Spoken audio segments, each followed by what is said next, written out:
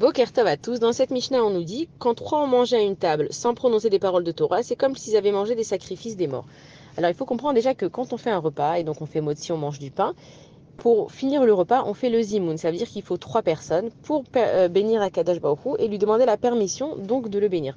Akadosh Baruch Hu, tout ce qu'il nous demande, c'est de le rentrer dans chaque chose dans nos vies. Quand on va manger un aliment, et selon les différents aliments, on a différentes brachot à faire. Quand je vais boire de l'eau, ça va être Shakol Niabidvaro.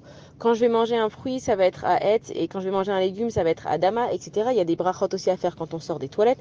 Il faut comprendre que si on veut rester en bonne santé, au niveau et déjà mental, au niveau spirituel, au niveau physique, il faut que chaque chose que je fais, elle soit reliée à Kadash Baruch Hu, puisque c'est Dieu qui gère tout ce monde, d'accord?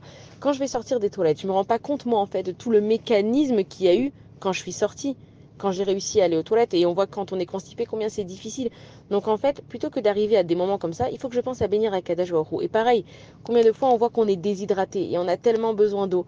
On se rend compte que finalement, le fait de dire une bracha, une bénédiction avant de boire, c'était quelque chose de très important, en fait, pour donner vie à l'eau que je vais boire. Quand je vais manger une pomme, soit je peux manger une pomme comme tout le monde, soit je peux donner de la force à cette pomme qui a des valeurs nutritives, qui a plein de choses elle va m'apporter plein de choses, pardon. Quand je fais une bracha, en fait, je sanctifie le fruit qui sait exactement où aller dans mon corps. Et donc, quand Akadosh Baruch Hu nous dit qu'il faut absolument parler de lui, il faut qu'on comprenne que dans notre vie, chaque action qu'on fait, elle est là pour nous sanctifier. Et ça nous protège tellement. Ça veut dire que quand je vais me laver les mains avant de manger du pain, on comprend pas pourquoi, ça a l'air mystique, mais on sait aussi que à l'époque, il y avait une épidémie de peste noire et que les juifs, ils étaient beaucoup moins touchés. Pourquoi? Parce que comme ils se lavaient les mains avant de manger du pain, il y a toutes les microbes qui s'en allaient. On a une hygiène de vie. Akadosh Baruch Hu, il nous demande tellement de choses. On a une hygiène à respecter. On est obligé de se laver. C'est une mitzvah de se laver.